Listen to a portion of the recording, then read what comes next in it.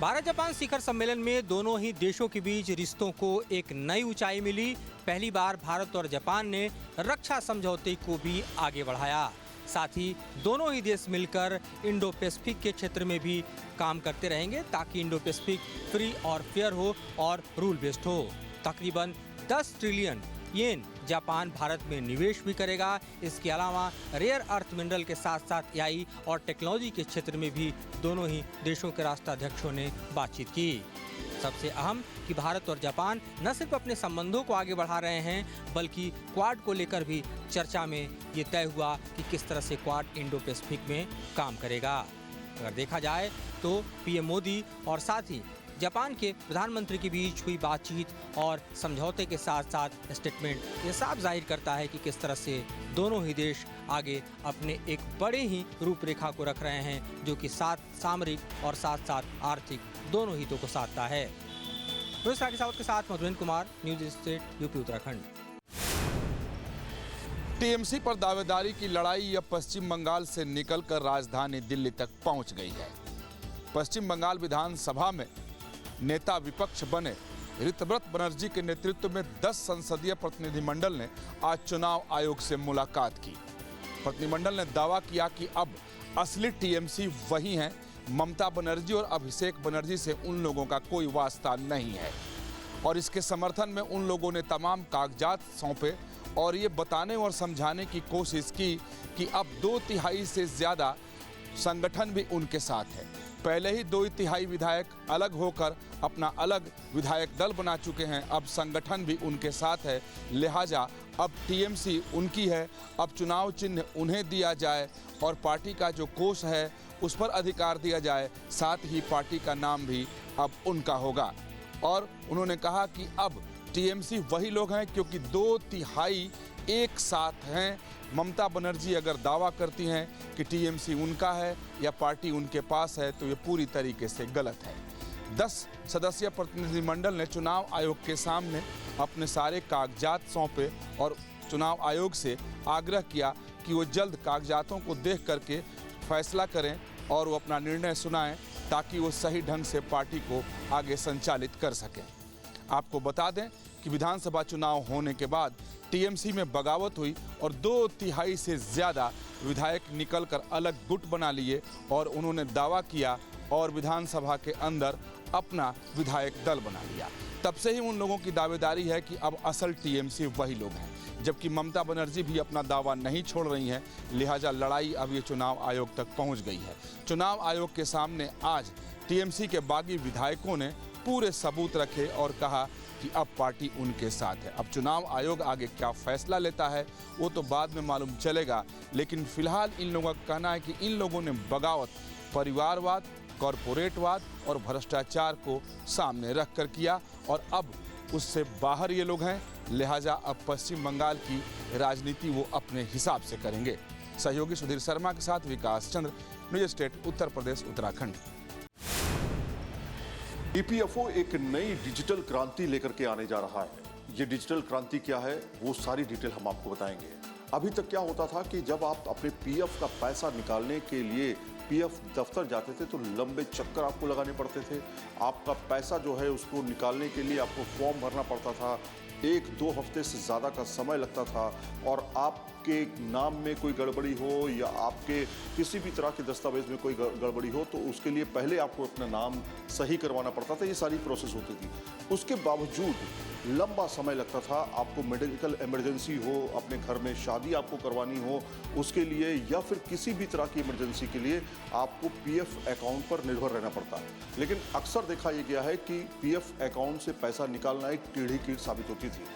इसे अब digital EPFO ATM card 3.0 scheme कहा जा रहा है, जिसके अंतर्गत अब आप यूपीआई के जरिए और एटीएम कार्ड के जरिए भी अपना पीएफ का पैसा निकाल सकेंगे। वो भी 1-2% नहीं बल्कि 75% तक 75% तक आप अपना पैसा आप निकाल सकेंगे। कुछ इस तरह के एटीएम होंगे, उसमें आप जाएंगे, अपना एटीएम कार्ड इंसर्ट करेंगे। एटीएम कार्ड इंसर्ट करने के बाद जो है आप अपनी डिटेल इसमें फिल करेंगे और डिटेल फिल करने के बाद जो है आप राजा रघुवंशी हत्याकांड केस में अब एक नया मोड़ आ चुका है। कल देश की सबसे बड़ी अदालत के अंदर में इस मामले पर सुनवाई होगी। ये सुनवाई इसलिए हो रही है क्योंकि आज एसजी तुषार मेहता ने अपना रुख सुप्रीम कोर्ट के अंदर में रखा था। मेघालय सरकार की तरफ से ये पूरा रुख रखा गया था सुप्रीम कोर्ट में, जहां पे साफ तौर पे कहा गया था कि जो आरोपी सोनम रघुवंशी है उसकी जमानत जो मिली है उसको रद्द कर दिया जाए। अब ऐसे में कल इस पूरे मामले पर सुनवाई होती हुई सुप्रीम कोर्ट के अंदर में नजर आएगी। हालांकि जब सुप्रीम कोर्ट के अंदर में इस मामले पर एसजी तुषार मेहता ने आज सुप्रीम कोर्ट में अपना रुख रखा था मेघालय सरकार की ओर से, तब साफ तौर पे सुप्रीम कोर्ट भी संजीदा नजर आई थी और सुप्रीम कोर्ट ने साफ तौर पे कहा कि ये केस महत्वपूर्ण है, इसको जल्द से जल्द मेंशन किया जाएगा। और अब ये केस कल के लिए यानी 3 जुलाई के लिए मेंशन हो चुका है। अब कल इस पूरे मामले पर सुप्रीम कोर्ट के अंदर में सुनवाई होती हुई नजर आएगी। ऐसे में अब जब इस पूरे मामले पर सुनवाई होगी तब एक एक तथ्य, एक एक साक्ष्य एसजी तुषार मेहता अदालत के सामने रखते हुए नजर आएंगे। हालांकि अब देखा जा सकता है कि आने वाले समय में कहीं ना कहीं सोनम रघुवंशी की मुसीबतें भी बढ़ सकती हैं। देखना ये होगा जब कल अदालत के अंदर में इस पूरे मामले पर सुनवाई होती हुई नजर आनी शुरू होगी तो उसके बाद अदालत का क्या रुख रहता है, अदालत किस प्रकार का आदेश या फैसला या अपना निर्णय देती हुई नजर आती है। कैमरा पर्सन मुकेश झा के साथ सैयद दोवासली, न्यूज़ स्टेट, दिल्ली। चेतन अग्रवाल की हत्या कैसे हुई और उन्हें खाई में किसने धक्का दिया, इसका जवाब तलाशने में जुटी पुणे पुलिस के सामने अब भी सबूतों की कमी है। हत्या का आरोप सिया गोयल और चेतन चौधरी पर है, लेकिन पुलिस के मुताबिक अब तक ऐसा कोई चश्मदीद गवाह या पुख्ता सबूत नहीं मिला है जो सीधे तौर पर हत्या की पुष्टि कर सके। इस वजह से गुरुवार को पुणे पुलिस ने कोर्ट से मुख्य आरोपी सिया गोयल के लाई डिटेक्टर यानी पॉलीग्राफ टेस्ट की अनुमति मांगी है। पुलिस का कहना है कि इस टेस्ट से जांच में नई कड़ियां मिल सकती है और हत्या की गुत्थी सुलझाने में मदद मिलेगी। अभी तक हमारी जो इन्वेस्टिगेशन है वो सही दिशा से जा रही है। माननीय कोर्ट ने हमें कल तक उनका पुलिस कस्टडी भी 3 जुलाई तक हमें दिया हुआ है। इसी के दौरान जो भी आवश्यक जो कुछ पंचनामे होते हैं जो तपास में हम कर रहे हैं तो उसी के तहत आज सिया का भी कुछ मेमोरेंडम पंचनामा था, उस हिसाब से हमने आज किया। मतलब आज सिया को पंचनामे के लिए उसके घर ले जाया गया है। जो इन्वेस्टिगेशन में कुछ चीज़ें हैं पंचनामे के हिसाब से हमने आज किया हुआ है। देखिए अभी इन्वेस्टिगेशन चल रहा है, हम अक्यूज़ के पास हमारा जो भी स्टैंडर्ड प्रोसीजर है उस हिसाब से हम जो उनके पास इन्वेस्टिगेशन कर रहे हैं और जो भी चीज़ें जैसे जैसे सामने आती है उस हिसाब से हम हर एंगल से तपास कर रहे हैं। मैंने जैसे कहा कि अभी इन्वेस्टिगेशन चालू है तो हर एक चीज़ पे हम काम कर रहे हैं। अभी ये अभी बहुत जल्दी होगा, जो भी बात होगी तो हम सही टाइम पे माननीय न्यायालय के सामने कहेंगे। देखिए पुलिस जो तपास करती है, जैसे घटना हुई है तो उसमें हम ये तो हर एक बात तो जांच के देखेंगे कि कोई इसमें कुछ और भी है या नहीं। हर एंगल से हम ये तपास कर रहे हैं। वीडियो जर्नलिस्ट जतिन बांद्रे के साथ पंकज मिश्रा, न्यूज़ स्टेट, उत्तर प्रदेश, उत्तराखंड। देश भर के करीब 8 करोड़ खाता धारकों के लिए नए नियम लागू हो गए हैं। सेंट्रल बोर्ड ऑफ ट्रस्टीज की बैठक में नए नियमों को गहन विचार विमर्श के बाद मंजूरी दी गई है और उन्हें लागू कर दिया गया। लेबर कोड के उद्देश्यों को पूरा करने के लिए नए नियम बनाए गए हैं। कर्मचारी भविष्य निधि संगठन EPFO ने EPF स्कीम 2026 को नोटिफाई कर दिया, जिसके तहत 3 योजनाओं को अपडेट किया गया है। इसमें से एक स्कीम 74 साल, दूसरी 31 साल और तीसरी 50 साल पुरानी है। इन तीनों स्कीम को सोशल सिक्योरिटी कोड के तहत अपडेट किया गया है। EPF स्कीम 2026 के तहत PF कंट्रीब्यूशन के 12% के योगदान की लिमिट को बरकरार रखा गया है, यानी 15,000 रुपए प्रति माह सैलरी पर 12% PF ही कटेगा। इससे ज्यादा PF कटवाया जाएगा तो उसे स्वैच्छिक यानी अपनी मर्जी से किया गया योगदान माना जाएगा। अगर सैलरी 1 लाख रुपए प्रति माह है तो 1,800 रुपए PF कटेगा। कंपनी भी 1,800 रुपए ही देगी। बची हुई सैलरी में से कुछ हिस्सा रिटायरमेंट की सेविंग्स के लिए जमा कर सकेंगे। कर्मचारी स्वैच्छिक एक्स्ट्रा PF कंट्रीब्यूशन का ऑप्शन चुन सकते हैं। कंपनी चाहे तो कर्मचारी के द्वारा किए जा रहे स्वैच्छिक योगदान के बराबर योगदान दे सकती है, लेकिन ऐसा करना उनके लिए अनिवार्य बिल्कुल भी नहीं होगा। कर्मचारी और नियोक्ता दोनों किसी भी समय एक्स्ट्रा कंट्रीब्यूशन को कम या बंद कर सकते हैं। वीडियो जर्नलिस्ट राजू चौधरी के साथ मैं शरद पुरोहित, न्यूज़ स्टेट, यूपी।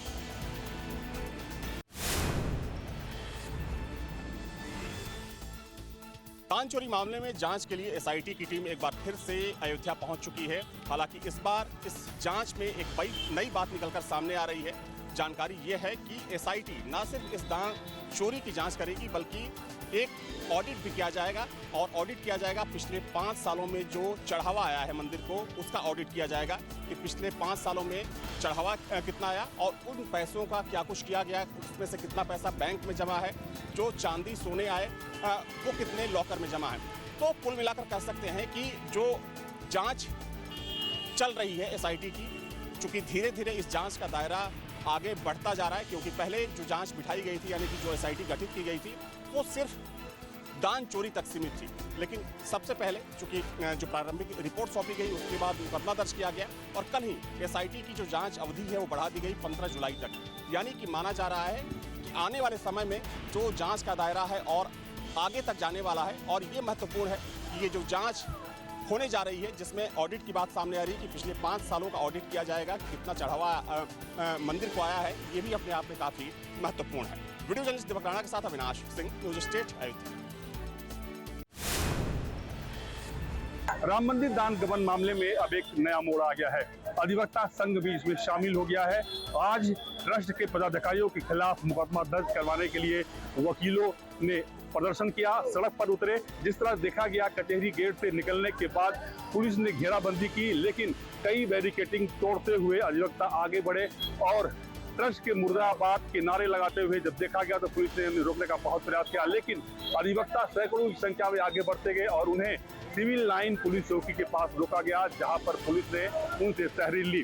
फिर बाद में एक वकीलों का प्रतिनिधिमंडल थाना रामजन पहुंचा, जहां पर उन्हें रिसीविंग के तौर पर पीली पर्ची दी गई। पीली पर्ची अक्सर थानों पर जो है वो रिसीविंग के तौर पर दी जाती है। इसके साथ ही पूरे मामले की जो तहरीर थी वो उसको जनरल डायरी में भी दर्ज कर लिया गया। हालांकि जिस तरह देखा जा रहा है वकीलों का आंदोलन, इसमें बताया गया कि सिर्फ राम भक्त ही नहीं या अन्य व्यक्ति भी नहीं, इसमें वकीलों ने भी बढ़ चढ़कर दान किया था। इसके साथ ही वकीलों ने माना कि जिस तरह से राम भक्तों की आस्था के साथ खिलवाड़ हुआ है, राम भक्त जो है दान पात्र में सिर्फ पैसा नहीं डालता, अपना भरोसा डालता है। KB Shukla, News State Ayodhya.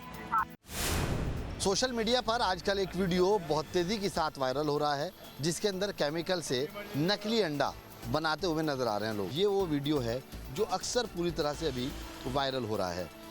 इस वीडियो के अंदर में जब इंजेक्शन लगाया जाता है और इसको पूरी तरह से वाइट कलर के पाउडर से फेंटने के बाद केमिकल इसमें डाले जाते हैं, तब ये पूरा एक ग्लास के अंदर में रखते हैं और एक अंडा बनता है। और अंडा बनने के बाद जब इसको पूरा फेंट दिया जाता है, फिर इसमें एक येलो कलर का केमिकल डाला जाता है। केमिकल डालने के बाद थोड़ा उसको और फेंटा जाता है और हीटिंग दी जाती है और फिर उसमें केमिकल के द्वारा इंजेक्शन के थ्रू उसके अंदर येलो कलर की जर्दी भेजी जाती है, जिससे एक अंडा बनकर कप के आप देख सकते हैं तैयार हो जाता है। और इस तरह की येलो जर्दी बनती है और ऐसे करके अंडे निकलते हैं, लेकिन इनके छिलके काफ़ी चिकने होते हैं। और ये अंडे ख़ासतौर से अभी आप तस्वीर के अंदर देखिएगा जो वीडियो वायरल हो रहा है, इस प्रकार इनका जो ऊपर की परत होती है अंडे की वो नज़र आती है और अंडा तैयार हो जाता है। ये नकली अंडे हैं, लेकिन असली अंडे आपको यहीं नज़र आ रहे होंगे, क्योंकि जब इस नकली अंडे में और असली अंडे में अगर फ़र्क देखा जाए तो जब इसको फेंटा जाता है तो इसमें वाइट जो इसका कलर होता है वो पूरा अलग हो जाता है और येलो कलर की जो इसकी जर्दी है वो अलग नज़र आती है। इसी प्रकार उबले हुए अंडे भी होते हैं। हालांकि अब एक्सपर्ट बताते हैं कि जो नकली अंडे अगर आप खाएंगे तो कहीं ना कहीं कैंसर आपको हो सकता है, आपके स्किन में खुजली हो सकती है, तमाम तरह की बीमारियों की आप चपेट में आ सकते हैं। लेकिन असली अंडे की अगर पहचान करना है तो उसके लिए सबसे आसान तरीका ये है कि जो अंडे ख़ास तौर से थोड़े जब होते हैं वो खुरदरेपन के नज़र आते हैं, जो अंडों की जो परतें होती हैं ऊपर की वो जो खुरदरेपन की नज़र आती हैं, तो वो अपना आप इस बात के संकेत देती हैं कि ये अंडे ओरिजिनल हैं। कैमरा पर्सन मुकेश झा के साथ सैयद वासिल, दिल्ली।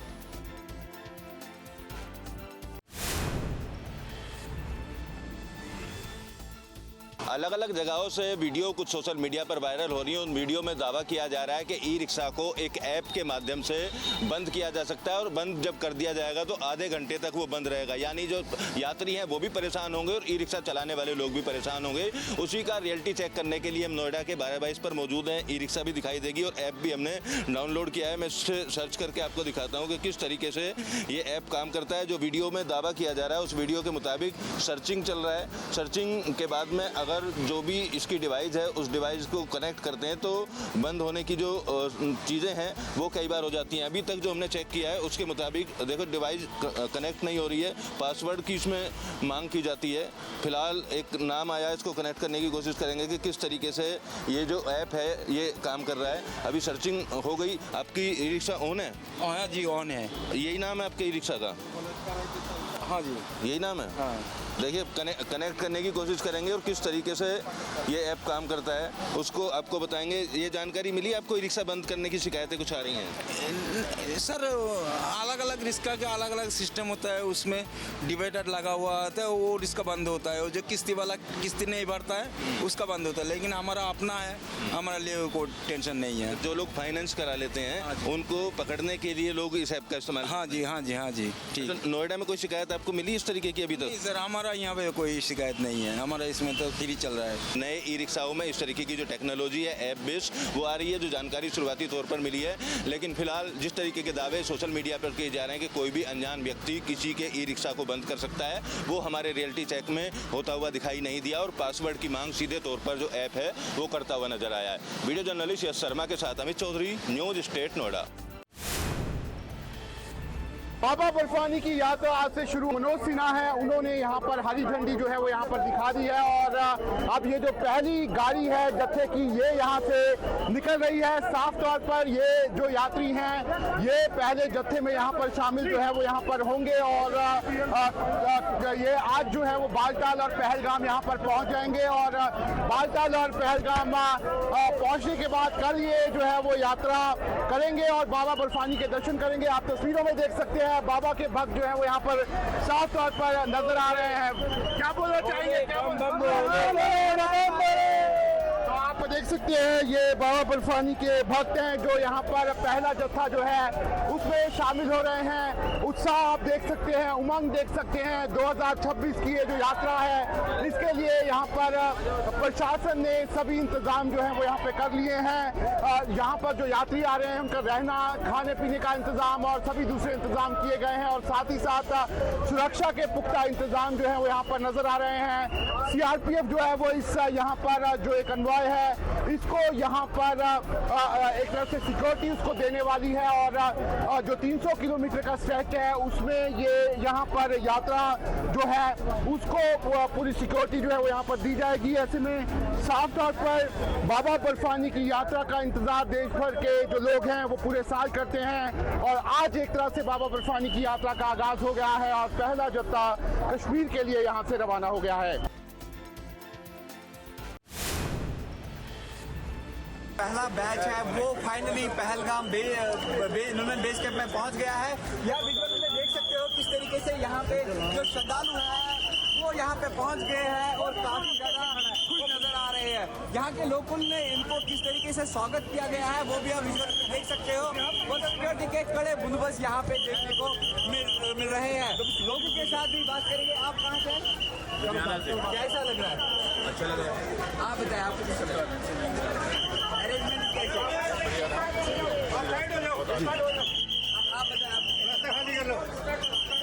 आप ये पहला बैच जो है कल बाबा बर्फानी दर्शन करने के लिए जाएंगे। अगर इस बैच की बात करेंगे तो 4822 जो श्रद्धालु हैं वो यहाँ पे पहुँच गए हैं जिनको कल बाबा बर्फानी दर्शन करने के लिए जाना है। लेकिन जो तैयारियां हैं वो भी आप यहाँ पे देख सकते हो। चाहे हम सिक्योरिटी की बात करेंगे, एडमिनिस्ट्रेशन की बात करेंगे तो तैयारियां जो है वो बाज़ाब्ता तौर पर यहाँ पे देखने को मिल रहे हैं। तो अगर इस साल की बात करेंगे तो इस साल यहाँ पे 670 कंपनीज को डिप्यूट किया गया है। जगह जगह पे यहाँ पे स्पेशल ऑपरेशन ग्रुप को तैनात किया गया है। Jammu Kashmir police, ITBP, CRPF पूरी तरीके से जम्मू से लेकर कश्मीर तक जो है पूरी तरीके से निगरानी यहाँ पे रख रहे हैं। अगर सीसीटीवी कैमरास की बात करेंगे, जगह जगह पे इंस्टॉल किए गए हैं, ड्रोन से पूरी तरीके से निगरानी रख रहे हैं। यहाँ देख सकते हो काफी ज्यादा खुश जो है श्रद्धालु यहाँ पे आ रहे हैं। बोल शंकर भगवान की जय, करा वीर बजरंगी, मालेनाथ पहलगाम।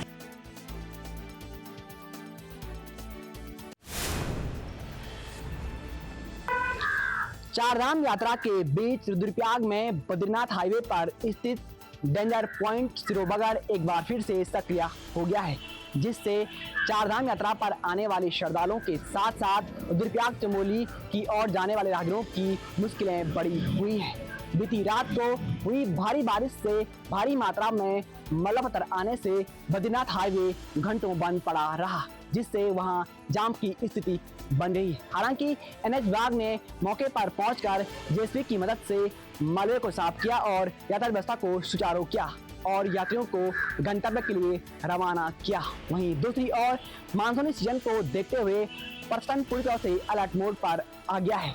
यात्रा मार्ग पर स्थित डेंजर पॉइंटों की निगरानी कर वहां पर मशीनों को तैनात कर दिया गया है। मानसूनी सीजन की दस्तक ने केदारनाथ धाम यात्रा की रफ्तार को पूरी तरह से धीमा कर दिया है, जहां कपाट खुलने के बाद हर दिन 25,000 से 30,000 श्रद्धालु बाबा के दर पर पहुंचकर विश्व कल्याण की कामना कर रहे थे। वहीं मानसूनी सीजन के शुरू होते ही यह संख्या भारी गिरावट देखने को मिल रही है। अब हर दिन 6,000 से 5,000 श्रद्धालु ही बाबा के दर पर पहुंच रहे हैं। परवीन दावत, न्यूज स्टेट, रुद्रप्रयाग। हिमाचल प्रदेश में मॉनसून ने आते ही कहर बरपाना शुरू कर दिया है। सबसे ज्यादा असर लाहौल स्पीति जिला में देखने को मिल रहा है, जहां पर ग्लेशियर पिघलने से जाहलमा नाले में बाढ़ आ गई और पुल अपने साथ बहा कर ले गई, जिससे केलांग और उदयपुर का संपर्क भी कट गया है। इस बीच एक मरीज को अस्पताल ले जाना था, लेकिन नाला जो है राह में रोड़ा बन गया।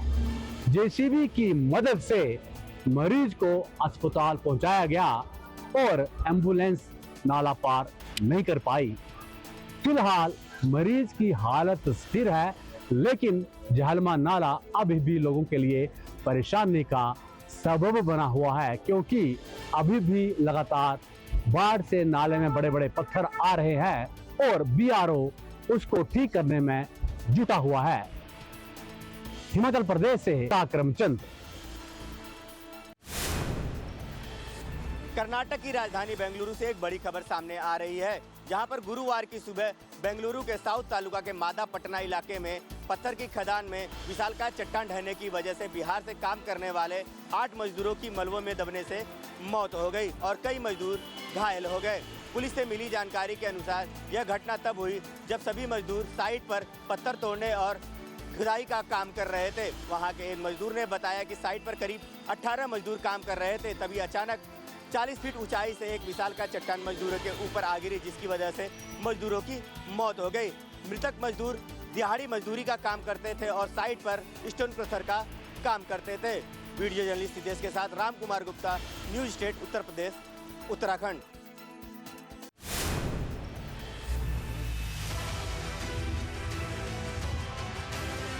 आपके मोबाइल पर तुरंत आएगी ब्रेकिंग न्यूज।